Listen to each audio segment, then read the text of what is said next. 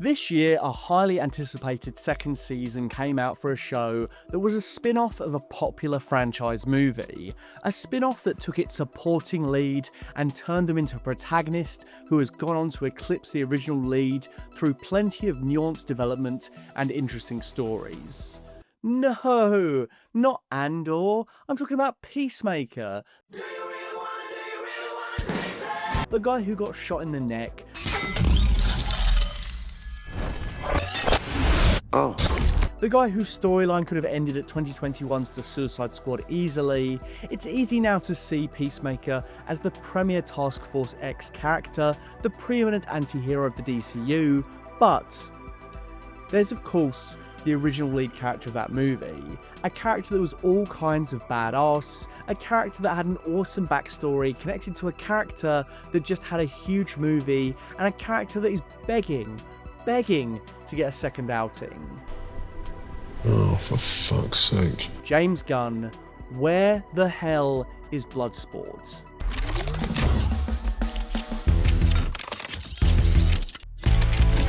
There's lots to love about The Suicide Squad, from Peacemaker to Rick Flag's sacrifice, to the awesome kaiju Starro, the body horror experiments from the 12th Doctor, Polka Dot Man, and plenty of heads being exploded.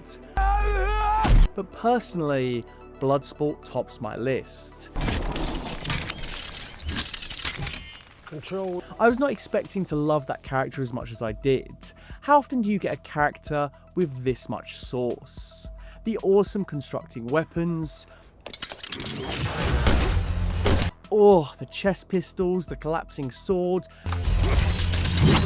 The Boba Fett flamethrower. I could watch Bloodsport fire off those wrist arrows all day long.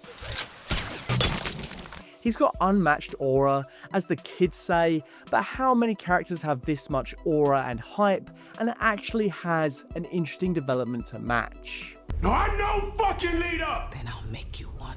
The consistent, pissed off, done with this shit persona from Dubois, as he has to navigate the neurotic personalities of the squad. It's your mom! The malevolence of Waller and the escalating terror of the Corto Maltese mission made his sole appearance an all-timer. The only negative is that it was indeed his sole appearance. But even since his awesome arrival in 2021, we've barely even heard him referenced in the old DCEU or the new DCU. It's been 4 years, getting on for 5. Bloodsport is getting that MCU lead post-Endgame treatment, where they make a splash only to be benched for years on end with nothing in sight. In good news, James Gunn teased that Dubois' next chapter is making movements as recently as this year in an Entertainment Weekly interview.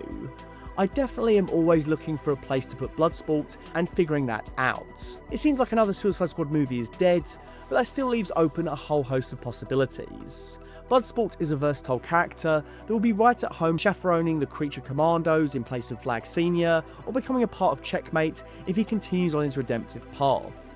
He could go to Gotham, or stir up some trouble for the True Detective Lanterns in their upcoming show. James Gunn recently commented on the possibility of Peacemaker having a reunion/rematch with Bloodsport, but quickly poo-pooed the idea, stating to The Hollywood Reporter, "Now, I'm not saying that those characters won't reappear, I'm just saying that I am already dealing with Peacemaker's guilt over killing Rick Flag Jr. and his repercussions for that. And that story is being told through his relationship with Rick Flag Sr. To tell it through Bloodsport, who was friends with Rick Flag Jr., would be an emotionally diminished story compared to the one I'm telling now. So it doesn't interest me at all."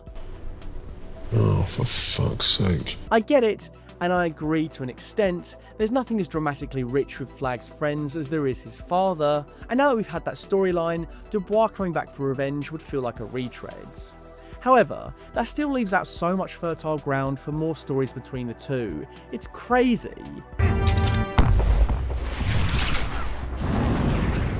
I was somewhat convinced that Bloodsport was going to pop up to help Team Peacemaker in Season 2, considering they tangled with a white supremacist Nazi alternate Earth.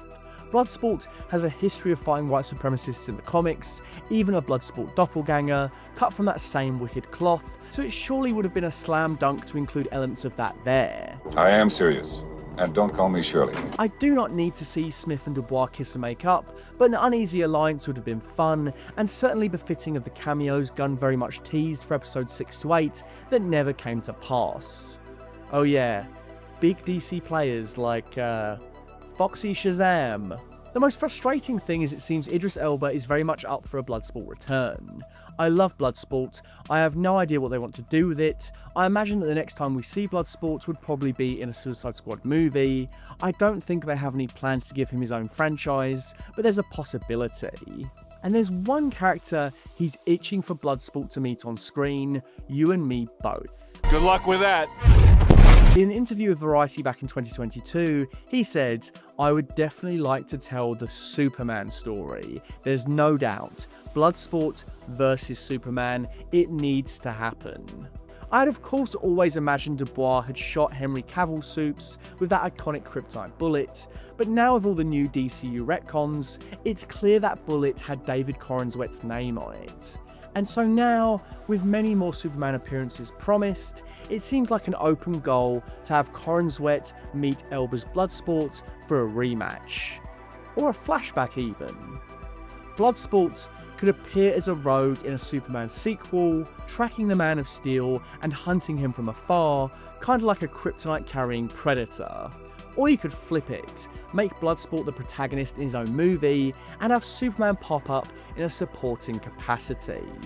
Gunn has said that Superman will pop up sooner than we all think, and not necessarily in straight-up sequels to his solo outing, and I like the idea of making him the quote-unquote Nick Fury figure, the connecting character that pops in and out of all the corners of this burgeoning universe, so why not have this iteration meet Bloodsport? Some fans have speculated that in the current DCU timeline, Bloodsport could not have hospitalized Superman because his first defeat was at the start of his movie.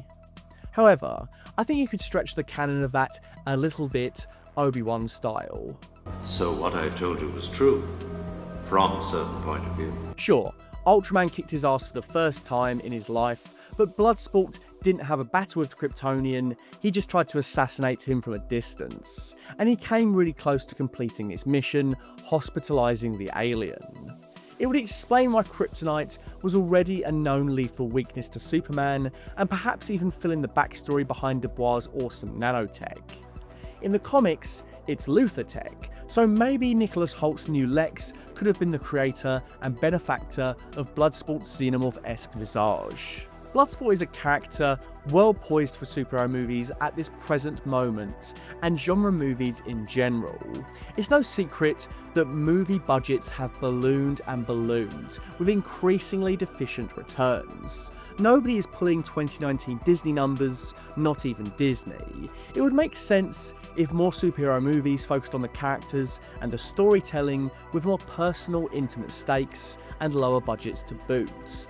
Even though Bloodsport has nanotech, he's a relatively grounded character, reliant on firearms and other weapons. He has no super strength or powers to speak of. And I think you could definitely craft a movie around him with a budget similar to that of the upcoming Clayface movie. You could also go grittier, in line of Peacemaker's show of the same name, and the original Gunn squad, and go R-rated. Let's see Bloodsport back in all his savage glory. His moral compass also makes him infinitely interesting in this meta-human world. Peacemaker has become more and more of a paragon, but Bloodsport could still muddy the waters even though he saved the day in Corto Maltese. At the end of the Suicide Squad, Bloodsport learns a lot. He's a better person than he was at the beginning, a lot of the characters are much better than they were at the beginning, and Peacemaker has a lot to learn. It's that ability to learn that for me makes him a little bit more likeable. His blind spots in some places are pretty terrible, and in some places are him being ignorant. I think that's an important distinction to make as well. He is open at the same time. My pitch: Oh, for fuck's sake.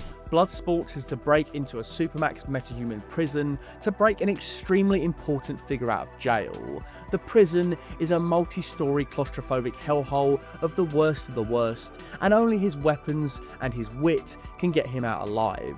The prisoner, none other than Lex Luthor, trying to get back into the world after his dimensional crimes against humanity. Through this setup, We could flash back to key moments from Dubois' history, find out about his relationship to Lex, the birth of his armour, and his impossible task, the day he shot Superman.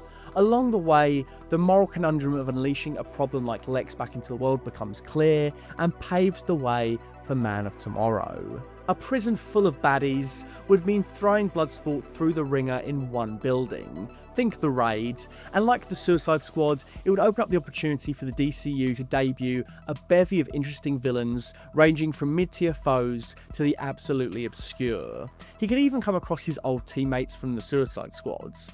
But hell, with Peacemaker the series seemingly over, or at the very least evolved into what will be a Checkmate series, the door is open for a Bloodsport show.